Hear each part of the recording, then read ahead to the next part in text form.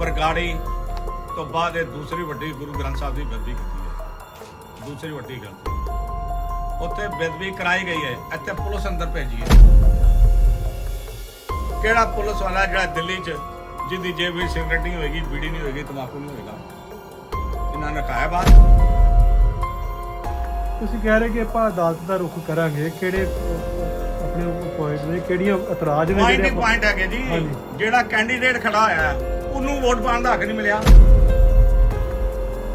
22 ਦੀ ਜਗ੍ਹਾ 23 ਨੂੰ ਜਾ ਕੇ ਇਲੈਕਸ਼ਨ ਹੋਈ ਆ, ਸਾਰਾ ਕੁਝ 23 ਚ ਹੋਇਆ, ਕਿਉਂਕਿ 22 ਤਾਂ ਖਤਮ ਹੋ ਗਈ। ਔਰ ਪਹਿਲੀ ਵਾਰ ਇਹ ਬਗੈਰ ਗੁਰੂ ਗ੍ਰੰਥ ਸਾਹਿਬ ਦੇ ਇਹ ਇਲੈਕਸ਼ਨ ਹੋਈ ਹੈ, ਜਿਹੜੀ ਸਿੱਖਾਂ ਵਿੱਚ ਮਾਨਤਾ ਬਿਲਕੁਲ ਨਹੀਂ। ਕੋਰਟ ਜਾਵਾਂਗੇ ਹੀ ਜਾਵਾਂਗੇ, ਇੱਕੋ ਸ਼ਰਤ ਹੈ, ਧਾਮੀ ਨੂੰ ਸ਼੍ਰੋਮਣੀ ਗੁਰਦੁਆਰਾ ਪ੍ਰਬੰਧਕ ਕਮੇਟੀ ਤੋਂ ਪ੍ਰਧਾਨਗੀ ਤੋਂ ਬਰਖਾਸਤ ਕੀਤਾ ਜਾਵੇ। ਅਕਾਲੀ ਦਲ ਬਾਦਲ ਪਛਤਾਪ ਕਰੇ ਗੁਰੂ ਘਰ ਵਿੱਚ ਬੇਅਦਬੀ ਕਰਨ ਦਾ, ਗੁਰੂ ਗ੍ਰੰਥ ਸਾਹਿਬ ਦੇ ਹਜ਼ੂਰੀ ਚ ਪੁਲਿਸ ਭੇਜਣ ਦਾ। ਔਰ ਇਹ ਕਵੇ ਜਿਹੜੇ ਬੰਦੇ ਹੈਗੇ ਬਾਦਲ ਜਿਨ੍ਹਾਂ ਦੇ ਹੁਣ ਪੁਲਿਸ ਭਜਵਾਈ ਹੈ, ਇਹ ਅੱਗੋਂ ਤੋਂ ਕਿਸੇ ਵੀ ਸਿੱਖਾਂ ਦੀ ਧਾਰਮਿਕ ਸੰਸਥਾ ਦੇ ਮੈਂਬਰ ਨਹੀਂ ਹੋਣਗੇ। ਡਾਇਰੈਕਟਰ ਖੁਦ ਬੰਦਾ ਸਾਡੇ ਕੋਲ ਜਦੋਂ ਝਗੜਾ ਸ਼ੁਰੂ ਹੁੰਦਾ ਹੈ, ਕਹਿੰਦਾ ਜੀ ਇਹ ਵੋਟ ਕੈਂਸਲ ਹੋਣੀ ਚਾਹੀਦੀ ਹੈ, ਸੰਵਿਧਾਨਕ ਤੌਰ ਤੇ ਵੋਟ ਕੈਂਸਲ ਹੈ। ਲੇਕਿਨ ਜਦੋਂ ਸ਼ਾਮ ਪੈਂਦੀ ਪੁਲਿਸਾਂ ਦੀ, ਕਹਿੰਦਾ ਜੀ ਮੈਂ ਕੁਝ ਨਹੀਂ ਬੋਲਾਂਗਾ, ਪ੍ਰੋਟੈਮ ਚੇਅਰਮੈਨ ਜੋ ਬੋਲੇਗਾ ਬੋਲੇਗਾ। ਸਿੱਧੀ ਤੌਰ ਤੇ ਥੱਲੇ ਬੇਸਮੈਂਟ 'ਚ ਭੁੰਦੜ ਸਾਹਿਬ ਔਰ ਸਰਸਾ ਇਹ ਸਾਰੇ ਬੈਠੇ ਸੀਗੇ ਔਰ ਉਹ ਆਰਡਰ ਕਰਵਾ ਰਹੇ ਸੀ ਉੱਤੋਂ ਸਰਕਾਰ ਤੋਂ।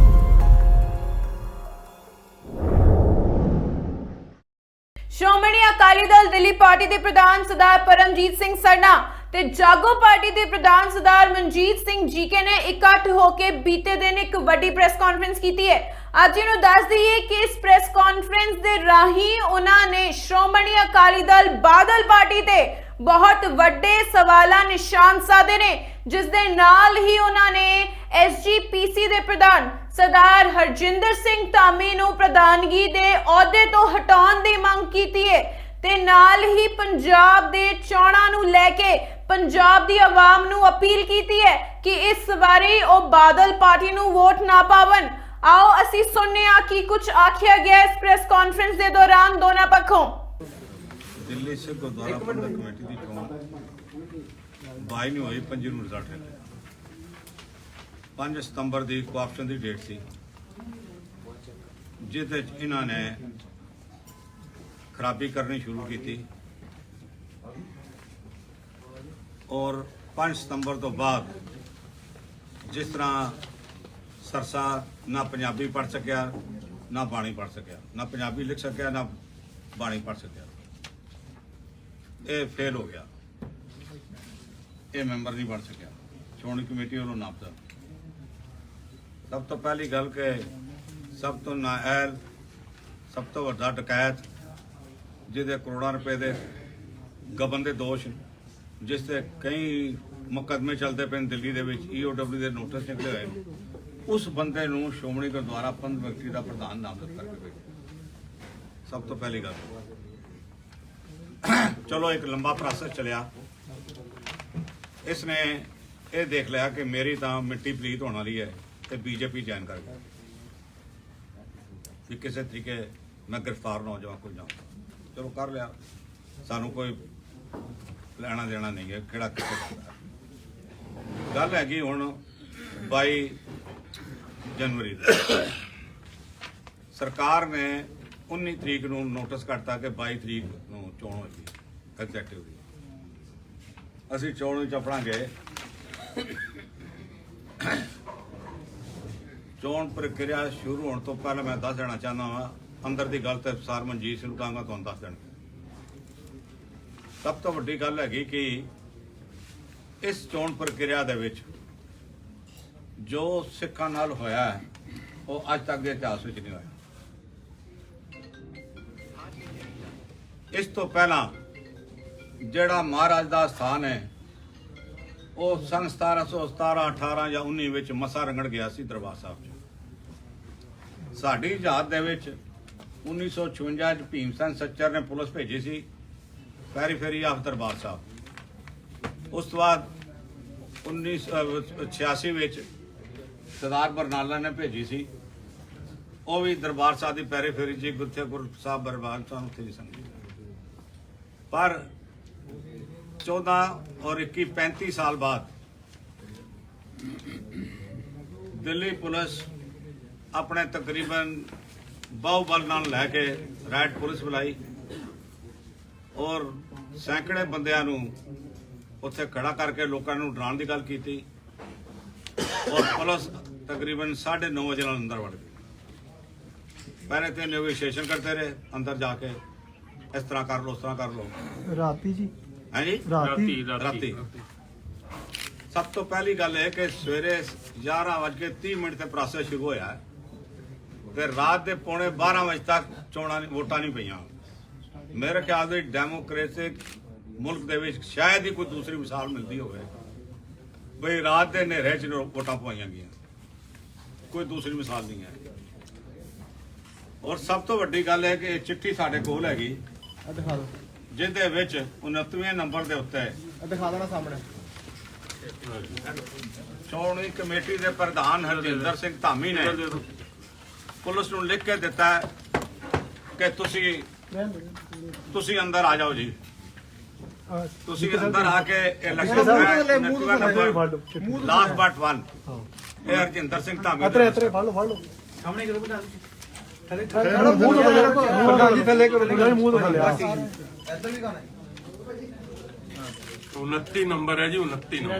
ਇੱਧਰ ਦੇਖਣਾ ਜੀ, ਇੱਧਰ ਜੀ, ਇੱਧਰ ਦਿਖਾ ਦਿਓ ਜੀ ਉੱਧਰ। 29 ਨੰਬਰ ਦੇਖੋ ਜੀ। और पुलिस जबरदस्ती कट के बाहर लैके चली गई। सब तो वड्डी गल हैगी कि मर्यादा दे उल्ट खाली यही गल्लां नहीं होईयां। धामी ने यह कहा कि तुसीं इंज करो जी पर्ची कढ लो। असीं कहा धामी साहब इवें जे मसला होया सी ते तोड़ा साहब तुहाडी जगह प्रधान सन, उन्होंने कहा सी हुण गुरु तुसीं जुए वास्ते वरतना है, इलैक्शन कराओ। और इलैक्शन रुकी क्यों है ये भी सुन लो। पहला तो उन्होंने नीयत शुरू तो ही बद सी।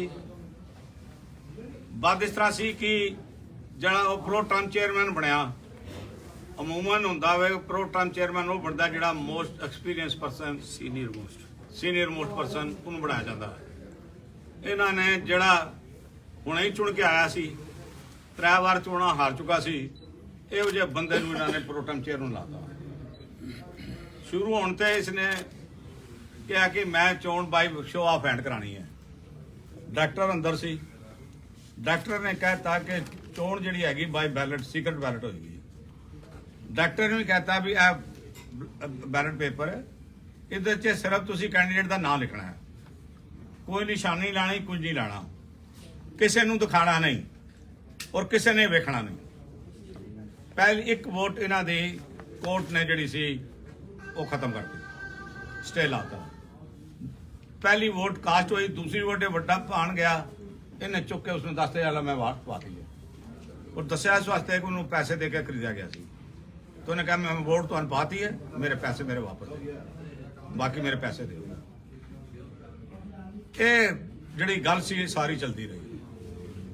ये अंदर की गल मनजीत सिमरन में कहां करन, पर उस तो मैं तुहानूं गल कह देना चाहना।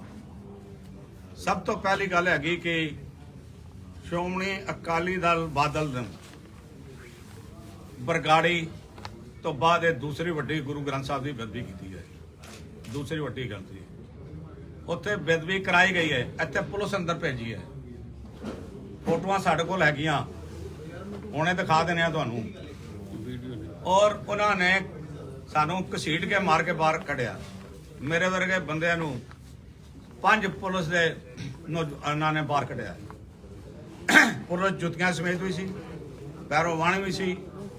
किहड़ा पुलिस वाला जिहड़ा दिल्ली च जिहदी जेब में सिगरेट नहीं होएगी, बीड़ी नहीं होएगी, तंबाकू नहीं होएगा, इन्होंने रखाया बाहर। और कई घंटिया तो लग रहे सन पुलिस नूं कहण ते। असीं पुलिस नूं कहा भी तुहानूं किस कहा भी तुसीं अंदर आओ, कहंदे जी आ लो चिट्ठी ले लो।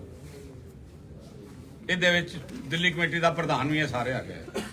साडी गुजारिश है गई जी कि एक तो चलो असी कानूनी लड़ाई लड़ांगे, ये जी स्टैंड नहीं करेगी इलैक्शन। दूसरी गल हैगी कि असी समुचे पंजाबियों नूं ते खास तौर पर सिखां नूं अपील करते हैं ਦੂਜੀ ਵਾਰ ਬਾਦਲ ਦਲ ਪਿਛਲੇ 10 ਸਾਲਾਂ ਦੇ ਵਿੱਚ 9 ਸਾਲਾਂ ਦੇ ਵਿੱਚ 7 ਸਾਲਾਂ ਦੇ ਵਿੱਚ ਗੁਰੂ ਗ੍ਰੰਥ ਸਾਹਿਬ ਦੀ ਬੇਅਦਬੀ ਕਰ ਰਿਹਾ। ਕੋਈ ਸਿੱਖ ਜਿਹੜਾ ਗੁਰੂ ਗ੍ਰੰਥ ਸਾਹਿਬ ਵਿੱਚ ਅਦਬ ਸਤਿਕਾਰ ਤੇ ਭਰੋਸਾ ਰੱਖਦਾ ਹੈ ਉਹਨਾਂ ਨੂੰ ਇਸ ਨੂੰ ਵੋਟ ਨਹੀਂ ਪਾਣੀ ਚਾਹੀਦੀ। ਟੋਟਲੀ ਬਲੈਂਕ ਹੋਣਾ ਚਾਹੀਦਾ ਇਹਨਾਂ ਨੂੰ। ਗਜ਼ਬ ਦੀ ਗੱਲ ਇਹ ਵੇ ਕਿ ਅਕਾਲ ਤਖਤ ਦਾ ਜਥੇਦਾਰ ਪੁੱਛੋ ਵੀ 5 ਜਥੇਦਾਰਾਂ ਚੋਂ 5ਵਾਂ ਜਥੇਦਾਰ ਤੇ ਪੁਆਰਿਓ ਮੈਂਬਰ 5 ਚੋਂ ਇੱਕ ਵੀ ਨਹੀਂ ਆਇਆ। ਕਿਉਂ ਨਹੀਂ ਆਇਆ? ਸਾਡੀ ਇਨਫੋਰਮੇਸ਼ਨ ਇਹਨਾਂ ਨੇ ਪਹਿਲੀ ਇਹ ਧਾਇਆ ਕਰ ਰਹੇ ਸੀ ਵੀ ਅਸੀਂ ਇਹ ਇਲੈਕਸ਼ਨ ਨਹੀਂ ਜਿੱਤ ਸਕਦੇ, ਅਸੀਂ ਖਰਾਬੀ ਕਰਨੀ ਹੈ, ਗੁੰਡਾਗਰਦੀ ਕਰਨੀ ਹੈ ਔਰ ਤੁਸੀਂ ਨਾ ਆਓ। ਪੁੱਛੋ 1 ਘੰਟੇ 'ਚ ਬੰਦਾ ਇੱਥੋਂ ਪਹੁੰਚਦਾ ਅੰਮ੍ਰਿਤਸਰ ਤੋਂ ਦਿੱਲੀ। ਤੁਹਾਨੂੰ 18 ਤਰੀਕ ਦਾ ਪਤਾ, ਤੁਸੀਂ ਪਹੁੰਚੋ। ਫਿਰ ਤੁਸੀਂ ਕਿਹੜਾ ਜੇਬ 'ਚੋਂ ਪੈਸੇ ਖਰਚਣੇ ਸਨ ਜਾਂ ਸ਼੍ਰੋਮਣੀ ਕਮੇਟੀ ਨੇ ਪੈਸੇ ਦੇਣੇ ਸਨ, ਦਿੱਲੀ ਕਮੇਟੀ ਨੇ ਪੈਸੇ ਦੇਣੇ ਸਨ? ਤੁਸੀਂ ਤੇ ਜਥੇਦਾਰਾਂ ਨੇ ਤੇ ਆਰਾਮ ਸਮਝਿਆ ਆਪਣੀ ਜੇਬ ਤੋਂ ਪੈਸੇ ਕੱਢਣ। ਸ਼੍ਰੋਮਣੀ ਕਮੇਟੀ ਦੇ ਪ੍ਰਧਾਨ ਦੀ ਜ਼ਿੰਮੇਵਾਰੀ ਨਹੀਂ ਸੀ ਬਣਦੀ ਕਿ ਇਹ ਜਥੇਦਾਰ ਜਿਹੜੇ ਦੋ ਸ੍ਰੀ ਅਕਾਲ ਤਖਤ ਸਾਹਿਬ ਦਾ ਜਥੇਦਾਰ ਤੇ ਦੂਜਾ ਜ਼ਿੰਮੇਦਾਰੀ ਤੇ ਉਹਨਾਂ ਨਾਲ ਲੈ ਕੇ ਜਾਂਦੇ ਜੀ। ਜਾਂ ਤੇ ਮੈਂਬਰ ਬਣਨ ਤੋਂ ਨਾ ਕਰ ਦੇਣ।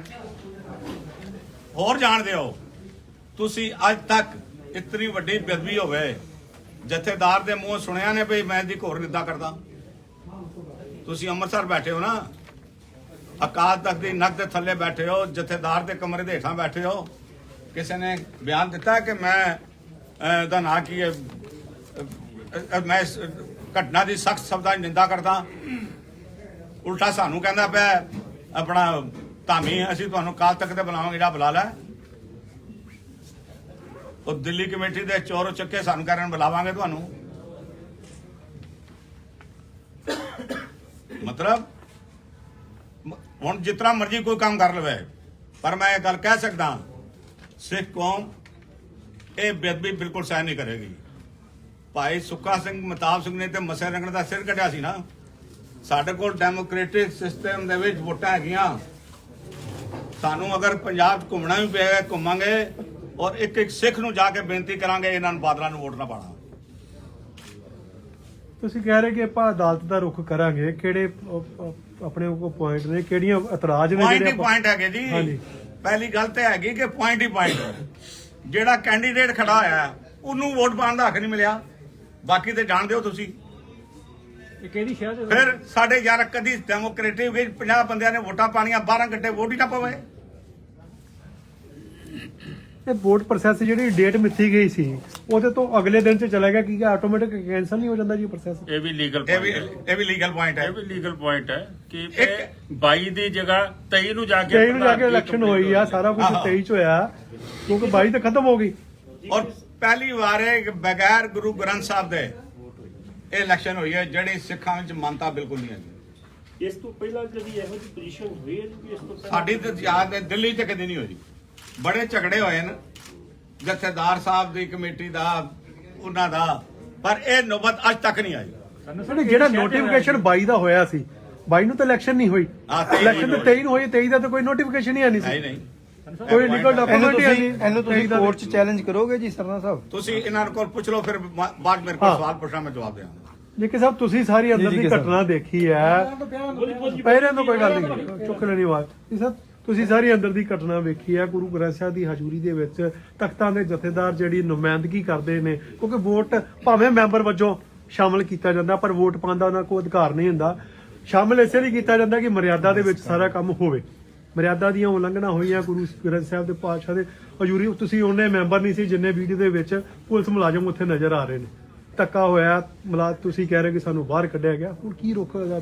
ਦੇਖੋ ਗੱਲ ਇਹ ਹੈ ਕਿ ਪਹਿਲੇ ਤਾਂ ਮੈਂ 1975 ਚ ਪਹਿਲੀ ਇਲੈਕਸ਼ਨ ਹੋਈ ਸੀ। ਸਾਡਾ ਐਕਟ ਦਿੱਲੀ ਸਿੱਖ ਗੁਰਦੁਆਰਾ ਐਕਟ 1971 ਕਿਹਾ ਜਾਂਦਾ ਹੈ। 1975 ਚ ਪਹਿਲੀ ਇਲੈਕਸ਼ਨ ਐਕਟ ਦੇ ਹਿਸਾਬ ਨਾਲ ਹੋਈ ਸੀ। 75 ਤੋਂ ਲੈ ਕੇ ਅੱਜ ਤੁਸੀਂ ਦੇਖ ਲਓ 46 ਸਾਲ ਹੋ ਗਏ ਆ, ਕਦੀ ਕੋਈ ਇਲੈਕਸ਼ਨ, ਮੈਂ ਸਾਰੀ ਇਲੈਕਸ਼ਨਾਂ ਦਾ ਆਪ ਗਵਾਹ ਹਾਂ, ਮੇਰੇ ਪਿਤਾ ਦੇ ਸਮੇਂ ਚ ਹੁੰਦੀਆਂ ਰਹੀਆਂ, ਕੋਈ ਇਲੈਕਸ਼ਨ ਗੁਰੂ ਗ੍ਰੰਥ ਸਾਹਿਬ ਦੀ ਹਜ਼ੂਰੀ ਤੋਂ ਬਗੈਰ ਨਹੀਂ ਹੋਈ। ਜਿਵੇਂ ਇਹ ਅਨਹੋਲੀ ਅਲਾਈਅੰਸ ਹੈ ਮਨਜਿੰਦਰ ਸਿੰਘ ਸਿਰਸੇ ਦਾ ਤੇ ਸੁਖਬੀਰ ਸਿੰਘ ਬਾਦਲ ਦਾ, ਉਦਾਂ ਇਹ ਇਲੈਕਸ਼ਨ ਵੀ ਅਨਹੋਲੀ ਹੈ। ਉੱਥੇ ਕਿਹਾ ਜਾ ਰਿਹਾ ਜੀ ਕਿ ਅਸੀਂ ਬੂਥ ਕੈਪਚਰਿੰਗ ਕਰ ਲਈ ਸੀ। ਬੂਥ ਕੈਪਚਰਿੰਗ ਦਾ ਮਤਲਬ ਕੀ ਹੁੰਦਾ ਹੈ? ਬੂਥ ਕੈਪਚਰਿੰਗ ਜੇ ਕੀਤੀ ਹੁੰਦੀ ਤਾਂ ਅਸੀਂ ਠੱਪੇ ਲਾ ਕੇ ਆਪਣੀ ਵੋਟਾਂ ਵਿੱਚ ਪਾ ਦਿੰਦੇ। ਜੇ ਕੈਂਡੀਡੇਟ ਨੂੰ ਵੋਟ ਨਹੀਂ ਪਾਣ ਦਿੱਤੀ ਜਾ ਰਹੀ, ਪੁਲਿਸ ਚੁੱਕ ਕੇ ਬਾਹਰ ਸੁੱਟਦੀ ਪਈ ਹੈ, ਤੇ ਬੂਥ ਕੈਪਚਰਿੰਗ ਕਿਹਨੇ ਕੀਤੀ ਔਰ ਕਿਹਦੀ ਮਦਦ ਨਾਲ ਕੀਤੀ? ਅੱਜ ਤੱਕ ਕਦੀ ਗੁਰੂ ਮਹਾਰਾਜ ਦੇ ਹਜ਼ੂਰ ਪੁਲਿਸ ਨੇ ਜੁਰਤ ਨਹੀਂ ਕੀਤੀ। ਲੇਕਿਨ ਅਫਸੋਸ ਕਿ ਧਾਮੀ ਸਾਹਿਬ ਵੀ ਸਾਈਨ ਕਰਕੇ ਦੇ ਰਹੇ ਨੇ, ਬਾਕੀ ਤੇ ਗੱਲਾਂ ਛੱਡ ਦਈਏ ਅਸੀਂ। ਔਰ ਜਿੱਥੋਂ ਇਲੈਕਸ਼ਨ ਸ਼ੁਰੂ ਹੁੰਦੀ ਹੈ, ਜਿਵੇਂ ਕਿਹਾ ਜਥੇਦਾਰ ਸਾਹਿਬ ਉੱਥੇ ਨਹੀਂ ਆਏ। ਇਲੈਕਸ਼ਨ ਸ਼ੁਰੂ ਹੁੰਦੇ ਪ੍ਰੋ ਟਾਈਮ ਚੇਅਰਮੈਨ ਚੁਣਨਾ ਹੁੰਦਾ, ਕਿਉਂਕਿ ਸਿਰਫ ਪ੍ਰਧਾਨਗੀ ਦੀ ਜਿਹੜੀ ਇਲੈਕਸ਼ਨ ਹੈ ਉਹ ਪ੍ਰੋ ਟਾਈਮ ਚੇਅਰਮੈਨ ਨੇ ਕਰਾਣੀ ਹੁੰਦੀ ਔਰ ਸੀਨੀਅਰ ਮੋਸਟ ਚੁਣਨਾ। ਜਦੋਂ ਅੰਦਰ ਹਾਊਸ 'ਚ ਅਸੀਂ ਬੈਠਦੇ ਹਾਂ, ਸਹੁੰ ਚੁੱਕੀ ਜਾਂਦੀ ਹੈ, ਅਸੀਂ ਪ੍ਰੋ ਟਾਈਮ ਚੇਅਰਮੈਨ ਦਾ ਨਾਮ ਮੰਗਦੇ ਨੇ, ਅਸੀਂ ਧਾਮੀ ਸਾਹਿਬ ਦਾ ਨਾਮ ਦਿੰਦੇ ਹਾਂ। ਬੜੀ ਇੰਪੋਰਟੈਂਟ ਗੱਲ ਹੈ, ਲਿਖਣ ਵਾਲੀ ਹੈ। ਪ੍ਰੋ ਟਾਈਮ ਚੇਅਰਮੈਨ ਵਾਸਤੇ ਅਸੀਂ ਹਰਜਿੰਦਰ ਸਿੰਘ ਧਾਮੀ ਹੋਰਾਂ ਦਾ ਨਾਮ ਦਿੰਨੇ ਆ। ਸਾਰੇ ਅਕਾਲੀ ਦਲ ਦੇ ਮੈਂਬਰ ਖੜੇ ਹੋ ਜਾਂਦੇ ਆ, ਅਸੀਂ ਨਹੀਂ ਮੰਨਦੇ ਜੀ। ਧਾਮੀ ਸਾਹਿਬ ਅਸੀਂ ਸੋਚਿਆ ਕਿ ਸਾਂਝੇ ਮਾਝੇ ਬੰਦੇ ਆ, ਸ਼੍ਰੋਮਣੀ ਕਮੇਟੀ ਦੇ ਪ੍ਰਧਾਨ ਨੇ ਔਰ ਇੱਜ਼ਤਦਾਰ ਸ਼ਖਸੀਅਤ ਨੇ, ਕਿ ਉਹਨਾਂ ਨੂੰ ਪ੍ਰੋ ਟਾਈਮ ਚੇਅਰਮੈਨ ਬਣਾਓ। ਲੇਕਿਨ ਪਿੱਛੋਂ ਸਾਜ਼ਿਸ਼ ਕਰਕੇ ਆਏ ਸੀ, ਮਿੱਥ ਕੇ ਆਏ ਸੀ ਕਿ ਕੀ ਕਰਨਾ ਹੈ। ਉਹ ਕਹਿੰਦੇ ਜੀ ਅਸੀਂ ਧਾਮੀ ਸਾਹਿਬ ਨੂੰ ਨਹੀਂ ਮੰਨਦੇ। ਡਾਇਰੈਕਟਰ ਧਾਮੀ ਸਾਹਿਬ ਨੂੰ ਪੁੱਛਦਾ ਤੇ ਧਾਮੀ ਸਾਹਿਬ ਦੀ ਉਸ ਵੇਲੇ ਬਹੁਤ ਹੀ ਸ਼ਰਮਨਾਕ ਸਿਚੁਏਸ਼ਨ ਆਪਣੇ ਤੌਰ ਤੇ ਸੀ। ਕਹਿੰਦੇ ਜੀ ਜੇ ਮੇਰੇ ਮੈਂਬਰ ਮੈਨੂੰ ਨਹੀਂ ਵੋਟ ਪਾਣਾ ਚਾਹੁੰਦੇ ਆ, ਮੰਨਦੇ, ਤਾਂ ਮੈਂ ਆਪਣਾ ਨਾਮ ਵਿਡਰਾ ਕਰਦਾ ਵਾਂ। ਇਹ ਗੱਲ ਨੋਟ ਕੀਤੀ ਜਾਵੇ, ਇਹ ਔਨ ਰਿਕਾਰਡ ਹੈ।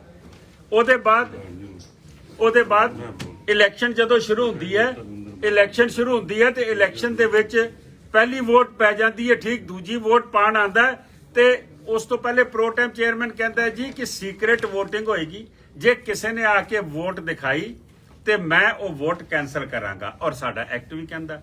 ਉਸ ਤੋਂ ਪਹਿਲੇ ਪ੍ਰੋ ਟਾਈਮ ਚੇਅਰਮੈਨ ਕਹਿੰਦਾ ਜੀ ਹੱਥ ਖੜੇ ਕਰਕੇ ਵੋਟਾਂ ਪਵਾ ਲਓ। ਮੈਂ ਆਬਜੈਕਟ ਕੀਤਾ, ਮੈਂ ਕਿਹਾ ਜੀ ਹੱਥ ਖੜੇ ਨਹੀਂ ਕੀਤੇ ਜਾ ਸਕਦੇ, ਸਾਡੇ ਐਕਟ 'ਚ ਲਿਖਿਆ ਸੀਕ੍ਰੇਟ ਵੋਟਿੰਗ ਕਰਾਓ। ਤੁਸੀਂ ਕਿਉਂ ਇਹਨਾਂ ਨੂੰ ਭੱਜਣਾ ਚਾਹਦੇ ਸੀ ਹੱਥ ਖੜੇ ਕਰਕੇ? ਜਦੋਂ ਦੂਜੀ ਵੋਟ ਸਾਹਮਣੇ ਨਦਾਰਤ ਹੋ ਜਾਂਦੀ ਹੈ, ਨੰਗੀ ਕਰ ਦਿੰਦਾ, ਉਹ ਸਾਰਿਆਂ ਨੂੰ ਵਿਖਾ ਦਿੰਦਾ ਹੈ। ਅਸੀਂ ਆਖਦੇ ਹਾਂ ਜੀ ਕਿ ਪ੍ਰੋ ਟਾਈਮ ਚੇਅਰਮੈਨ ਸਾਹਿਬ, ਤੁਸੀਂ ਆਖਿਆ ਸੀ ਵੋਟ ਕੈਨਸਲ ਹੋਏਗੀ, ਇਹ ਕੈਨਸਲ ਹੋਣੀ ਚਾਹੀਦੀ ਹੈ। ਅੱਧਾ ਕੁ ਮਿੰਟ ਤੇ ਥੁੱਕ ਕੱਟ ਗਿਆ, ਸੱਜੇ ਖੱਬੇ ਦੇਖਦਾ ਰਿਹਾ, ਉਹਦੇ ਕਾਗਜ਼ ਦੇਖਦਾ ਰਿਹਾ, ਫਿਰ ਉਹਨੂੰ ਕਹਿੰਦਾ ਤੂੰ ਵੋਟ ਵਿੱਚ ਪਾ ਦੇ, ਤੇਰੀ ਵੋਟ ਮੰਨੀ ਜਾਏਗੀ। ਉੱਥੋਂ ਝਗੜਾ ਸਾਡਾ ਸ਼ੁਰੂ ਹੋ ਜਾਂਦਾ ਹੈ ਔਰ ਉਹਦੇ ਵਿੱਚ ਸਾਰਾ ਦਿਨ ਉੱਥੇ ਰੱਸਾਕਸ਼ੀ ਚੱਲਦੀ ਰਹਿੰਦੀ ਹੈ। ਲੇਕਿਨ ਕਮਾਲ ਦੀ ਗੱਲ ਇਹ ਹੈ ਕਿ ਪੁਲਿਸ ਬੁਲਾਉਣ ਦੇ ਵਿੱਚ ਜੋ ਇਹਨਾਂ ਨੇ ਕੀਤਾ ਤੁਹਾਨੂੰ ਦੱਸ ਚੁੱਕਿਆ, ਮੈਂ ਰਿਪੀਟ ਨਹੀਂ ਕਰਦਾ। ਇੱਕ ਉਲੰਘਣਾ ਹੋ ਰਹੀ। ਸ਼ਾਮੀ ਜਦੋਂ ਰਹਿਰਾ ਸਾਹਿਬ ਦਾ ਸੋਧਰ ਦਾ ਪਾਠ ਹੋ ਗਿਆ, ਉਹਦੇ ਬਾਅਦ ਅਸੀਂ ਆਖਿਆ ਕਿ ਸੁੱਖ ਆਸਨ ਕੀਤਾ ਜਾਵੇ। ਸਰ ਪਰਮਜੀਤ ਸਿੰਘ ਰਾਣਾ ਹੁਰਾਂ ਨੇ ਆ ਕੇ, ਅਫਸਰ ਪਾਲੀ ਹੁਰਾਂ ਨੇ, ਉਹਨਾਂ ਨੂੰ 2 ਦਫਾ ਗੋਲੀ ਖਾਣੀ ਪਈ, ਸੌਰਬਿਟਰੇਟ ਦੀ ਤਬੀਅਤ ਖਰਾਬ ਹੋਈ। ਜਿਸ ਤਰੀਕੇ ਨਾਲ ਧੱਕਾ ਮੁੱਕੀ ਉਸ ਬਜ਼ੁਰਗ ਨਾਲ ਕੀਤੀ ਗਈ, ਉਹਦੇ ਬਾਅਦ ਅਸੀਂ ਆਖਿਆ ਸੁੱਖ ਆਸਨ ਕਰੋ, ਤੇ ਧਾਮੀ ਸਾਹਿਬ ਆਖਦੇ ਨੇ ਕਿ ਸੁੱਖ ਆਸਨ ਨਹੀਂ ਹੋਏਗਾ, ਆਪਣੇ ਬੰਦਿਆਂ ਨੂੰ ਆਖਦੇ ਜੋ ਕਰਨਾ ਤੁਸੀਂ ਕਰੋ। ਮੀਂਹ ਬਹੁਤ ਪੈ ਰਿਹਾ ਸੀ ਉਧਰ, ਜੇ ਤੁਸੀਂ ਦੇਖੋ ਦਿੱਲੀ ਦੇ ਵਿੱਚ, ਔਰ ਸਭ ਤੋਂ ਠੰਡੀ ਰਾਤ ਸੀ। ਰਾਤੀ ਉੱਥੇ 9:30 ਤੋਂ ਸੰਗਤ ਬਾਹਰ ਜੰਮਣਾ ਸ਼ੁਰੂ ਹੋ ਗਈ ਗੁਰਦੁਆਰੇ ਦੇ ਬਾਹਰ, ਔਰ ਨਾਅਰੇਬਾਜ਼ੀ ਸ਼ੁਰੂ ਹੋ ਗਈ ਕਿ ਸਾਨੂੰ ਨਹੀਂ ਪਤਾ ਇਲੈਕਸ਼ਨ ਹੋਣੀ ਕਿ ਨਹੀਂ ਹੋਣੀ, ਮਹਾਰਾਜ ਨੂੰ ਤੁਸੀਂ ਕਿਵੇਂ ਬੇਦਬੀ ਕਰਦੇ ਪਏ ਹੋ, ਸੁੱਖ ਆਸਨ ਦਾ ਸਮਾਂ ਹੋ ਗਿਆ, ਨਹੀਂ ਹੋਇਆ। ਅਖੀਰ 11 ਵਜੇ ਮੈਂ ਬਾਹਰ ਜਾਣਾ, ਕਿਉਂਕਿ ਆਊਟਗੋਇੰਗ ਕਮੇਟੀ ਦਾ ਪ੍ਰਧਾਨ ਐਕਟਿੰਗ ਕੁਲਵੰਤ ਸਿੰਘ ਬਾਠ ਸੀ। ਮੈਂ ਬਾਠ ਨੂੰ ਲੈ ਕੇ ਆਨਾ, ਜਦੋਂ ਬਾਠ ਅੰਦਰ ਆਂਦਾ ਉਹਨੂੰ ਧੱਕੇ ਮਾਰੇ ਜਾਂਦੇ ਨੇ, ਸੁੱਖ ਆਸਨ ਨਹੀਂ ਹੋਵੇਗਾ। ਹਰਮੀਤ ਕਹਿੰਦਾ ਮੈਂ ਮੌਕੇ ਦਾ ਜਨਰਲ ਸੈਕਟਰੀ ਆ, ਇਹ ਸੁੱਖ ਆਸਨ ਭਾਈ ਸਾਹਿਬ ਤੁਸੀਂ ਨਹੀਂ ਕਰੋਗੇ। ਭਾਈ ਸਾਹਿਬ ਨੌਕਰੀ ਕਰਦੇ, ਮਜਬੂਰੀ ਸੀ। ਲੇਕਿਨ ਕੁਲਵੰਤ ਸਿੰਘ ਬਾਠ ਨੇ ਰਾਤੀ 11 ਵਜੇ, ਔਰ ਪੁਲਿਸ ਪ੍ਰੈਸ਼ਰ 'ਚ ਆ ਗਈ ਕਿ ਜਿਸ ਤਰੀਕੇ ਨਾਲ ਦਿੱਲੀ ਦੀ ਸੰਗਤ ਪਹੁੰਚਣ ਲੱਗ ਪਈ ਸੀ, ਸੁੱਖ ਆਸਨ ਕੀਤਾ ਜਾਂਦਾ। ਹੁਣ ਗੱਲ ਇਹ ਹੈ ਕਿ ਜਿਨ੍ਹਾਂ ਲੋਕਾਂ, ਜਦੋਂ ਅਸੀਂ ਬਾਹਰ ਨਿਕਲਦੇ ਹਾਂ, ਤੁਸੀਂ ਇੱਥੋਂ ਅੰਦਾਜ਼ਾ ਲਾ ਲਓ, ਅਸੀਂ ਬਾਹਰ ਚਲੇ ਗਏ, ਸਾਨੂੰ ਬਾਹਰ ਕੱਢ ਦਿੱਤਾ ਗਿਆ, ਪੁਲਿਸ ਨੇ ਚੁੱਕ ਕੇ ਬਾਹਰ ਸੁਟਾ ਦਿੱਤਾ ਗਿਆ। ਹੁਣ ਅੰਦਰ ਤਾਂ ਉਹਨਾਂ ਦੀ ਪਾਰਟੀ ਰਹਿ ਗਈ।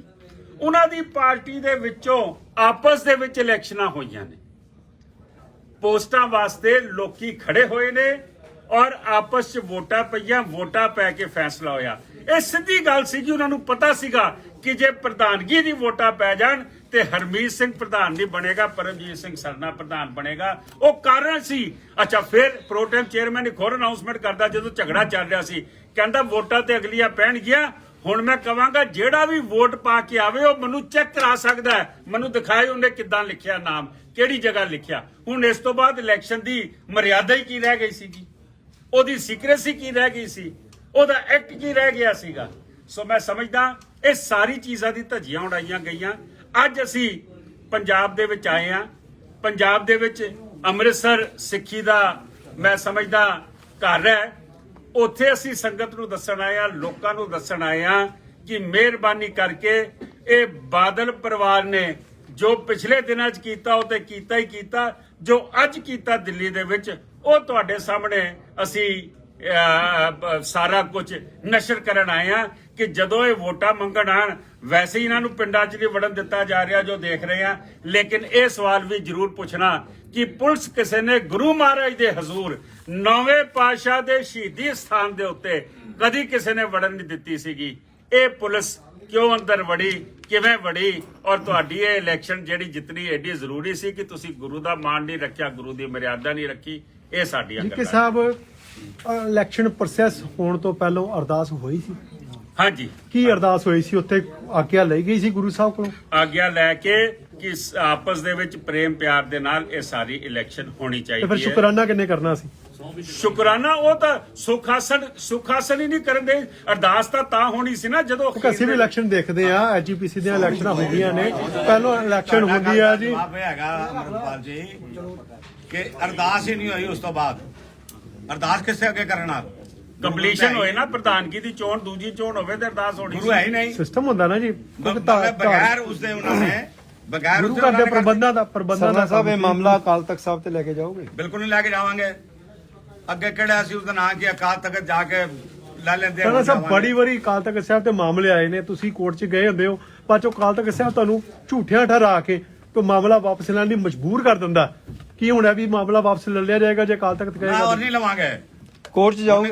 ਕੋਰਟ ਜਾਵਾਂਗੇ ਹੀ ਜਾਵਾਂਗੇ। ਇੱਕੋ ਸ਼ਰਤ ਹੈ, ਧਾਮੀ ਨੂੰ ਸ਼੍ਰੋਮਣੀ ਗੁਰਦੁਆਰਾ ਪ੍ਰਬੰਧਕ ਕਮੇਟੀ ਤੋਂ ਪ੍ਰਧਾਨਗੀ ਤੋਂ ਬਰਖਾਸਤ ਕੀਤਾ ਜਾਵੇ। ਇਸਨੇ ਘੋਰ ਵਗਿਆ ਕੀਤੀ ਹੈ। ਅਕਾਲੀ ਦਲ ਬਾਦਲ ਪਛਤਾਪ ਕਰੇ ਗੁਰੂ ਘਰ ਵਿੱਚ ਬੇਅਦਬੀ ਕਰਨ ਦਾ, ਗੁਰੂ ਗ੍ਰੰਥ ਸਾਹਿਬ ਦੇ ਹਜ਼ੂਰੀ 'ਚ ਪੁਲਿਸ ਭੇਜਣ ਦਾ, ਔਰ ਇਹ ਕਵੇ ਜਿਹੜੇ ਬੰਦੇ ਹੈਗੇ ਬਾਦਲ ਦੇ ਜਿਨ੍ਹਾਂ ਦੇ ਹੁਣ ਪੁਲਿਸ ਭਜਵਾਈ ਹੈ ਇਹ ਅੱਗੋਂ ਤੋਂ ਕਿਸੇ ਵੀ ਸਿੱਖਾਂ ਦੀ ਧਾਰਮਿਕ ਸੰਸਥਾ ਦੇ ਮੈਂਬਰ ਨਹੀਂ ਹੋਣਗੇ। ਬਿਲਕੁਲ। ਇਹ ਸਰਨਾ ਸਾਹਿਬ ਤੁਸੀਂ ਕਹਿੰਦੇ ਮੈਂਬਰ ਨਹੀਂ ਹੋਗੇ, ਕਿਸੇ ਜ਼ਮੀਰ ਜਾਗੀ ਦਿੱਤੀ ਹੈ ਬੰਦਿਆਂ ਨੂੰ, ਕਿਸੇ ਜ਼ਮੀਰ ਜਾਗੀ ਪਈ ਸੀ ਜਾਂ ਗਲਤ ਕੀਤਾ ਜੀ?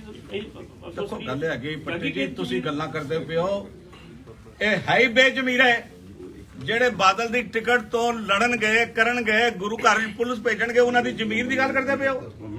ਜ਼ਮੀਰ ਬਾਦਲ ਦਲ ਦੇ ਵਿੱਚ ਖਤਮ ਹੋ ਚੁੱਕੀ ਹੈ, ਪੰਥ ਪ੍ਰਸਤੀ ਖਤਮ ਹੋ ਚੁੱਕੀ ਹੈ, ਸਿੱਖੀ ਪ੍ਰਤੀ ਪਿਆਰ ਤੇ ਸ਼ਰਧਾ ਖਤਮ ਹੋ ਚੁੱਕਾ ਹੈ, ਗੁਰੂ ਪ੍ਰਤੀ ਆਦਰ ਤੇ ਸਤਿਕਾਰ ਖਤਮ ਹੋ ਚੁੱਕਾ ਹੈ। ਉਹ ਕਿੱਥੇ ਬੇਜ਼ਮੀਰੇ ਦੇ ਕਿੱਥੋਂ ਕਰਦੇ?